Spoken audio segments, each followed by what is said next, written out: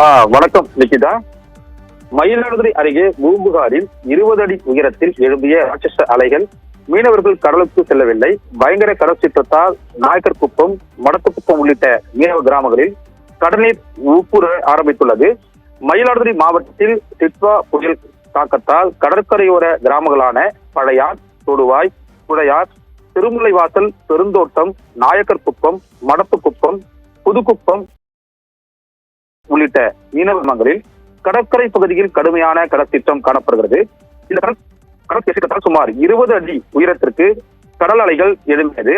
குழம்பிய நிறத்தில் கடல் நீர் ஊருக்குள் ஊடுருவியதால் சுற்றுப்பகுதிகளில் எல்லாம் வெள்ளக்காடு காட்சிகிறது. மீனவர்கள் தங்களது மீன்பிடி வலைகளை சாலையோரத்திலும் படகுகளை பாதுகாப்பான இடங்களிலும் நிறுத்தி வைத்துள்ளனர்.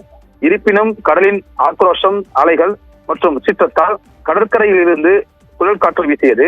இதனால் கிராம மக்கள் வீட்டை விட்டு வெளியேற வர முடியாத சூழல் ஏற்பட்டுள்ளது. நண்பகல் பிறகு 4 மணி அளவில் மாலை 4 மணி அளவில் சுமார் 60 கிலோமீட்டர் வேகத்தில் பலத்த காற்றுடன் அதீத கனமழை பெய்து வருகிறது.